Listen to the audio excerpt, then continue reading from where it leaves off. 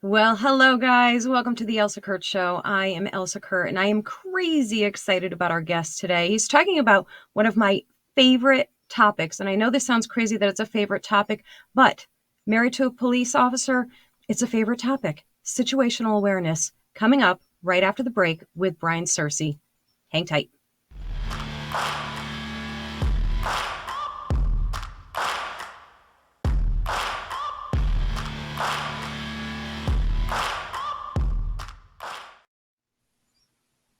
All right, guys. So as promised, I have with me today Brian Patton Searcy. He is a retired U.S. Air Force colonel, best-selling author. His book, I had to rewrite it down because I thought I wrote it down and I lost it, is Prepare for the Real World. The World is Not a Safe Place. And as we said before we started, no truer words could be spoken or put in a book. Thank you so much for coming on the show. How are you? Elsa, thanks for having me on. I'm doing well today. We actually had snow here in North Texas last night. It Mm. lasted for like 2 hours and now it's gone, of course, but we all got to see some white stuff. Nice if you like that stuff. I don't. I'm a New Englander by, resistance. I'm a New Englander and I've just been in Florida for the past 3 weeks and it was not warm there. It was not Florida forgot how to Florida is what happened. But I'll take those palm trees over the snow any day.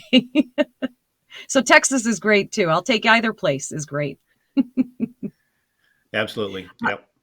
So listen, I kid you not, this is one of my favorite topics because, we joke, but I'm also serious when I say prior to being married to my husband, I had zero situational awareness, like to the point where it's not even funny. It's kind of mortifying. And so this was a learned behavior and skill for me. And it is such a crucial one. So I'm so grateful to you for writing this book and for doing what you do.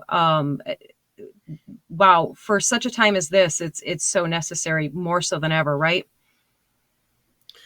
No, it absolutely is. And I love your admission that prior to, marrying your police officer husband, that you had no situational awareness. And unfortunately, that is not the exception to the rule today. Most people that I come in contact with, as well as what the statistics tell us, is that most people today do not have situational awareness. And what that does is it actually makes your husband's job thousands of times harder, because if you go back 20 or 30 years when I learned and developed situational awareness, when my parents, well, 40 some years now, when my parents were teaching it to me, what they were doing was instilling in me the ability to use that God-given gift of the hair on the back of the neck, that gut feeling, Mm. to recognize when something wasn't right and then to do something about it. Uh, that's why 30 to 40 years later, our culture, our society isn't like that. We think that the emergency responders, the people like your husband, is all we have to do is dial 911 and they're going to be there to save us. People have forgotten that we're actually the true first responders. We need to be able to take care of ourselves in when that initial thing is going on, until the emergency responders can get there. But even more important than that, when we learn and develop situational awareness, when we have a process that allows us to be prepared, that's how we prevent most of these things from happening. And that's the focus that I like to have. And when we focus on prevention, we not only can keep ourselves safe, but we help your husband and we help everybody in our communities to become more safe. That's a great way of putting it. That makes a lot of sense to me. I know there are people who, when you start talking about this stuff, their barriers kind of go up because they think it's like fear mongering, or they get skeptical. They're like, oh, come on, this isn't going to happen here. People, especially like small town America people, which I'm a small town girl. So I this resonates with me and I lived it, that you don't think bad things are going to happen where you are, but correct me if I'm wrong. It seems more like those are the most obvious targets, right? Because they're so unprotected. Yeah. So when you're unprepared and you walk around like most people do today, that's how you're an easy victim.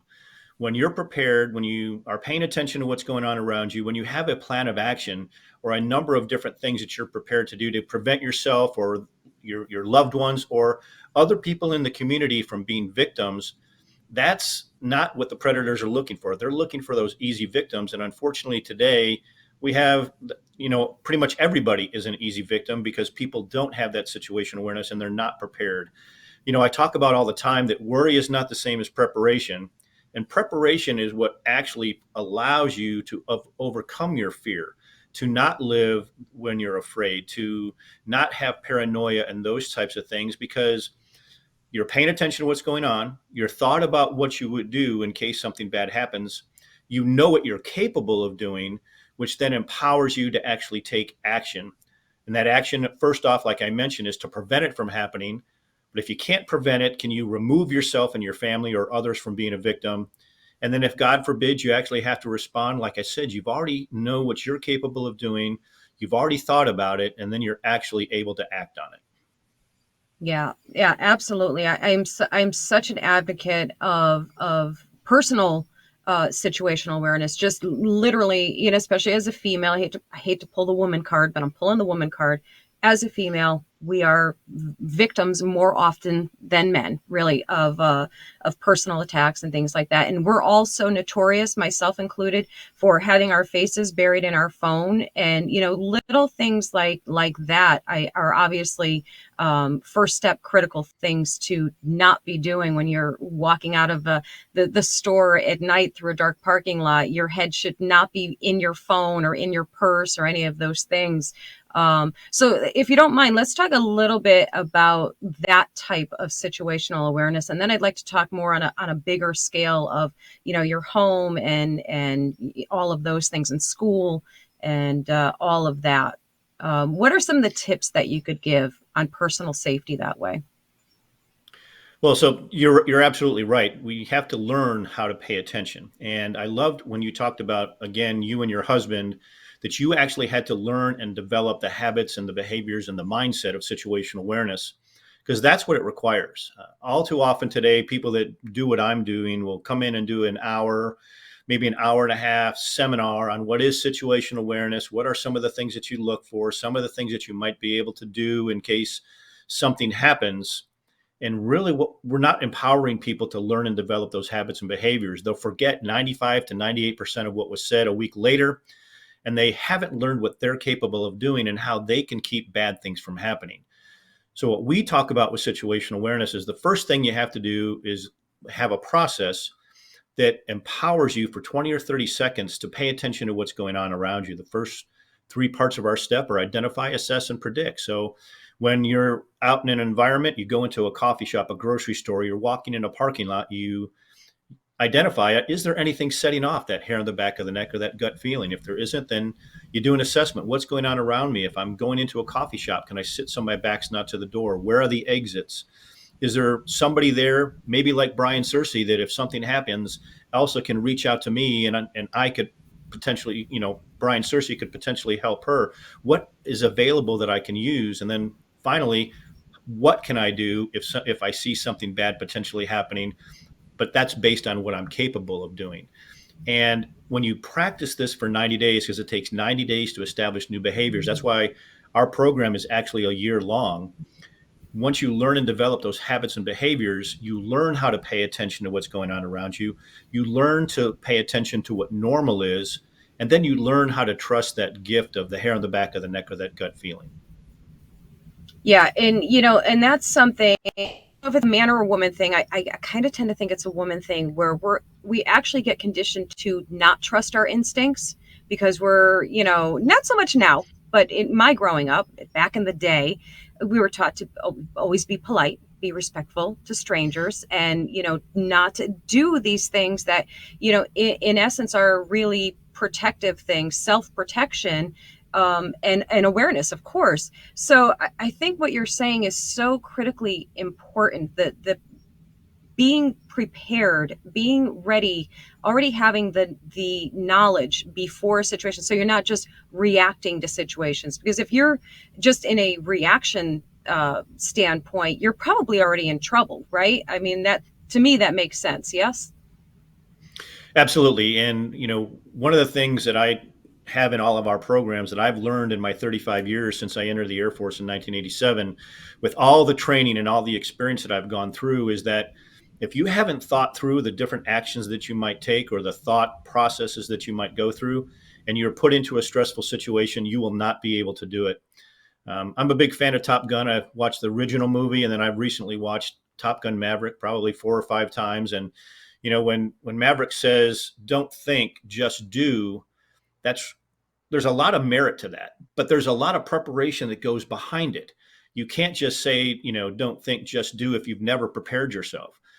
Flying airplanes, using firearms, whatever the case may be for me, I have gone through iteration, practice after practice, thinking of different scenarios, what you would do, what you wouldn't do, the types of mental health decisions that I might have to make. I come across one of those situations. That's exactly what I can do. I don't have to think, I just do, but it's because I've spent all that time becoming prepared, and I've put myself and thought through all the different types of situations that I might have to confront.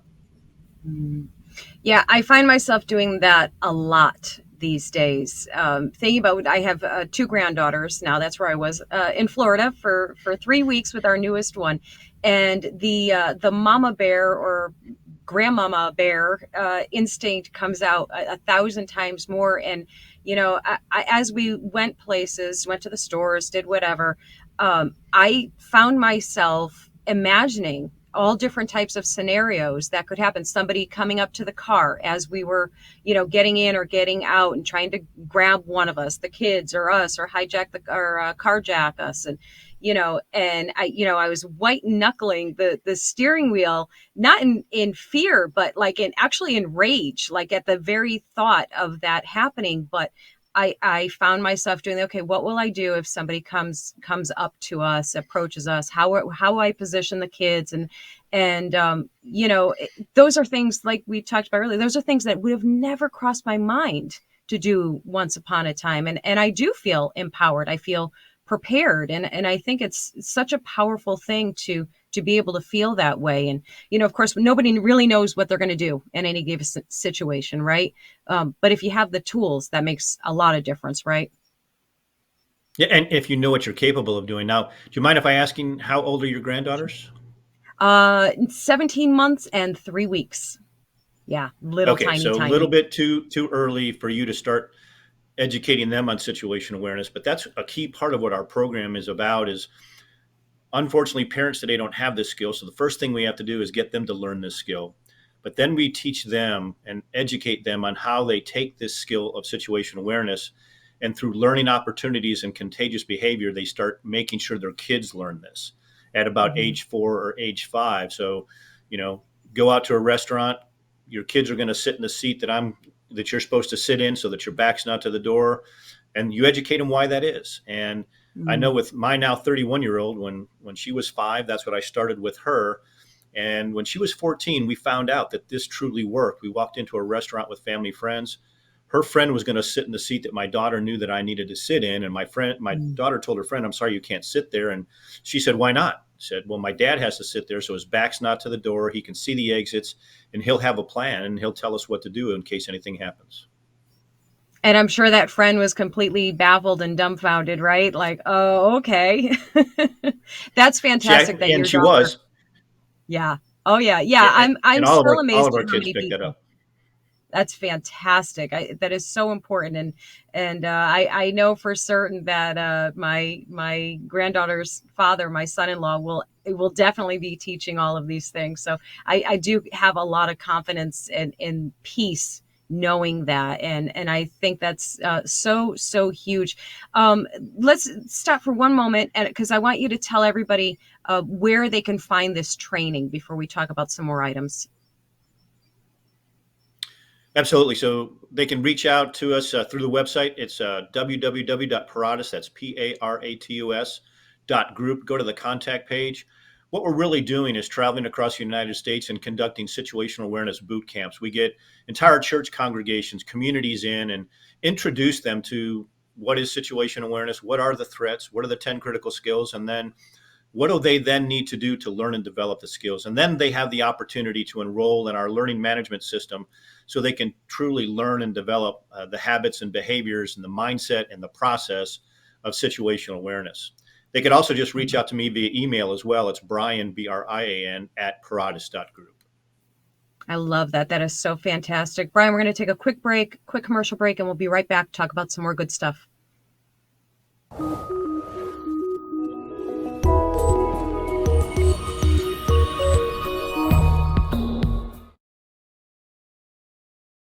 We are being censored.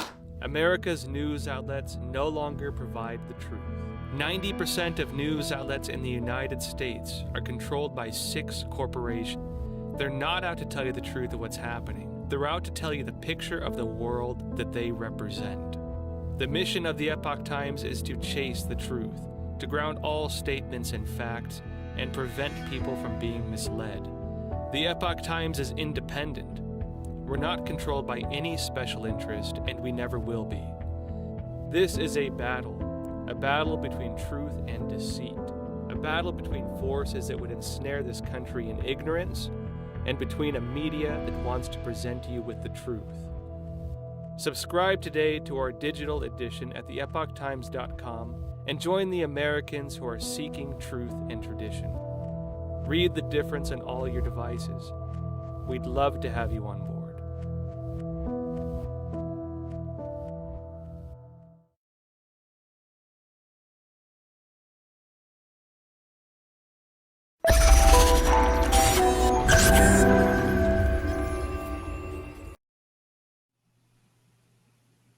All right. So let's move on to like the broader spectrum here. Now, there are so many things going on in the world right now that I feel like we only even know the tip of the iceberg, that there's so much happening, especially the average American who's just busy living their life, going to work, taking care of the kids, paying their bills.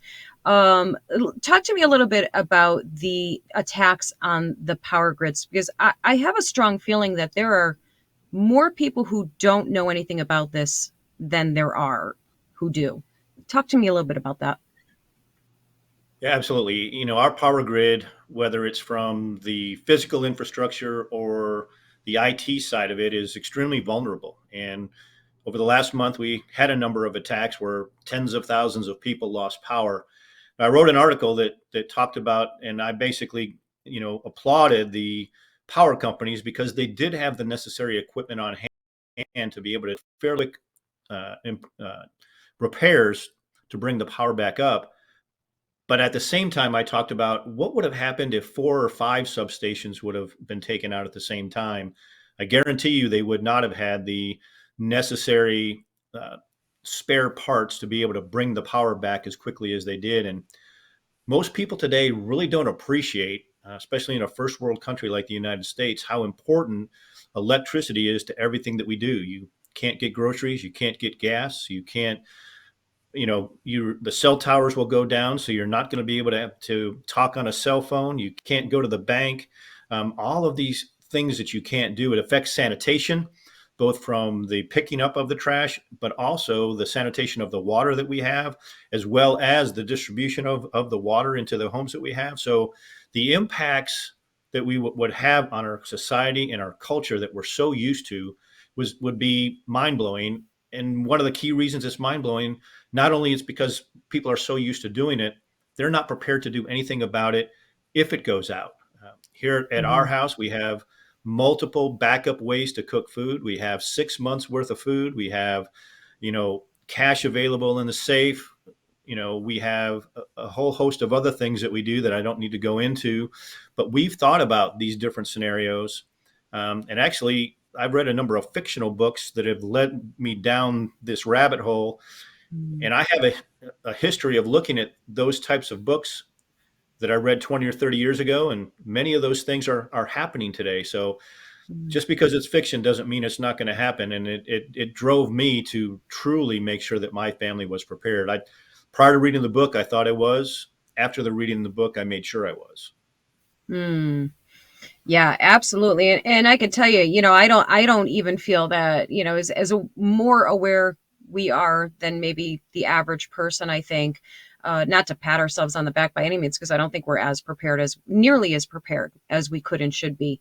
Um, I think about how it's just stupid things. Like if you lose power for a little while, you automatically go to flick that light, even though you know the power is out. You go to, so you're so right when you say we have no real realization of how much our electricity, or that power grid affects, every possible thing. So having these life skills that have been, almost erased from the general population are so critical. And, I suppose to anyone who says, oh, you sound like a, what do they call them, a doomsdayer or something? I don't care what you call me. Yeah, there you go. Thank you. I'd rather be prepared. I would rather be prepared and have it never, ever be an issue than to not be prepared and have it as an issue, Um, what would you say is kind of like the most, like if you had to give a timeline of our order of importance, what would you say is one of the most important things that people should be doing right now in preparation for something like this happening? Well, first off, they need to learn and develop situational awareness and the 10 critical skills that we talk about. I do want to, you brought up life skills, and we were talking about the electrical grid, especially the young today under the age of 25, 30 years old, have gotten so used to the devices that they have, and that those devices are what brings them happiness. It brings them fulfillment. It's having friends like something that they have on social media. It's, all of those types of things. One of the things that I'm really concerned about is if we were to lose power for an extended period of time, all of these people that don't have well-developed life skills, that don't know how to have conversations, that don't know how to do anything other than to be on their device, what are they going to do? They are going to be so challenged, and they are certainly not prepared.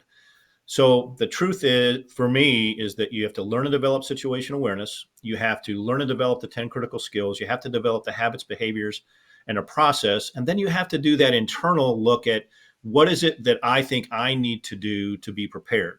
Now, I'm not a prepper. I don't go to that extension, but I have, as I said, we've got food, we've got additional ways to cook, we have ways for water, we have a number of other things that I'm prepared to do to defend my home, my family, and my community.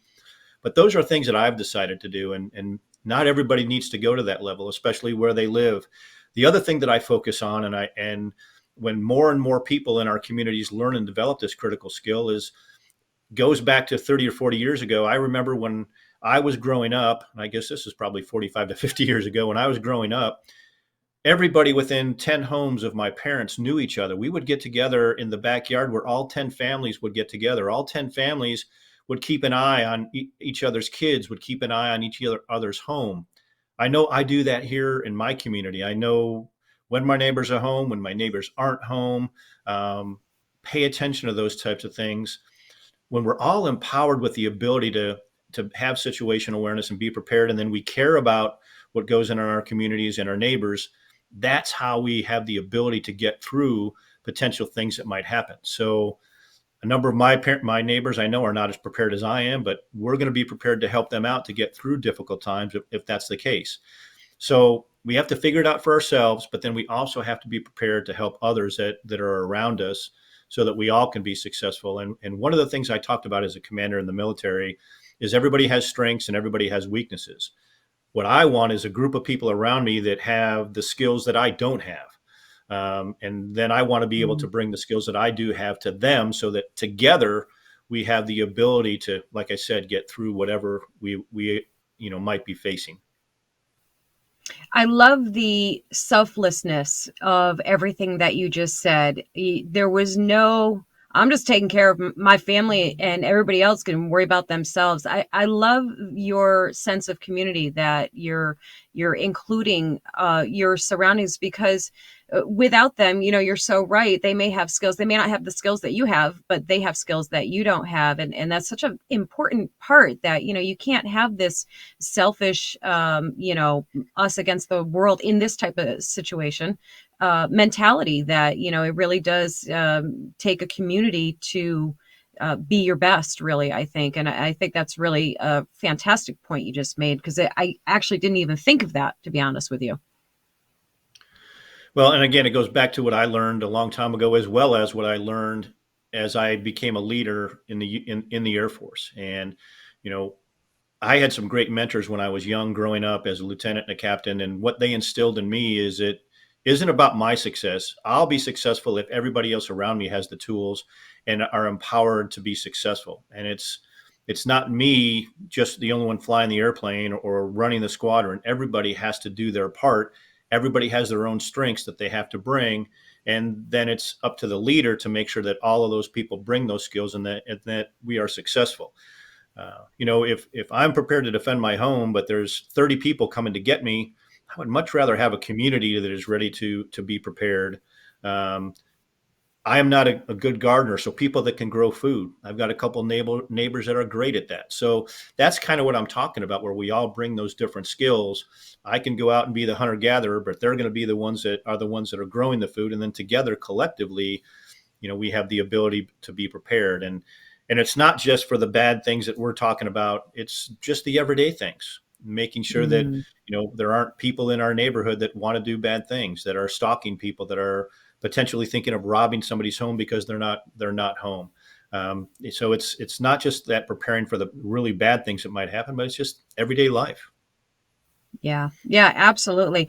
Brian, I'm going to suggest that you do not disclose your home address location to anyone because, like me, they're all going to want to be your neighbor. We all want to live in your neighborhood because it sounds like a really, really great place to be. Well, thanks. Like I said, it's the way I was brought up, and maybe it is because I do what I do, and I talk about this all the time. I absolutely practice what I preach, and it's one of the reasons that allows me to be so passionate. I'm not saying one thing and doing another. And quite frankly, when you learn situational awareness, when you learn the 10 critical skills, that's what you actually learn to do. You learn to actually do the things that you say you're going to do. Your actions meet your words, and that is so critical when it comes to being a leader and when it comes to being a parent. I've seen so many parents when my wife and I are out and about, is they tell their kids to do one thing, but they do just the opposite, or they don't know how to be a parent and be a parent by looking for those learning examples. They let their kids do whatever they want until it gets to a stress level that they Right. just can't take it anymore. And then they punish their kids instead of instilling in their kids the types of habits and behaviors that they want them to have so that they can be successful. I love that. Tell me what we can find inside your book and where we can find it. So give me all the good details. What are we going to find in the book? Where are we going to find it? And where can we find you? Yeah, so the book is basically tied to our programs. It's basically got a lot of the same information that I talk about when we do our boot camps. It's a working journal. Its design is to introduce you to what is situational awareness, what are the threats, what are the 10 critical skills, and then how do you go about practicing the process that we talk about. And so it goes hand in hand with the introductions that we do, and it's got an opportunity to take notes and think about different courses of action that you might do. Like I said, what we're looking for at the Paratus Group are partners that want to bring us in to educate churches, to educate business, and to educate our communities, to empower all of us with this critical skill, with the 10 critical skills that go with that, and the ability to learn and develop this skill so we can take responsibility back for the safety of our communities. And then even more importantly, make sure our kids learn and develop this skill so that 10 and 15 years from now, they are not like we are today. They actually have the ability to be safe, to look out for one another, to make sure their friends and their community are safe, and to just go back to what our country is founded on, and that's life, liberty, and the pursuit of happiness. Absolutely, absolutely. I love that, and that book just went up to the top of my to be read list and to be gifted list. I think it's a great, important gift to give to the people you know and love and care about because preparedness, situational awareness, it's what we need right now. This is the time. If ever there was one, there always has been, but now more than ever. So I thank you for writing the book and doing the program that you do, and of course for coming on the show. Thank you. Thank you for having me on. Be safe. God bless. Same to you. Take care. All right, guys, that was the show. That was Brian Searcy. He has the book. It is Prepare for the Real World. The World is Not a Safe Place. Situational awareness. Go get you some. See you in the next episode.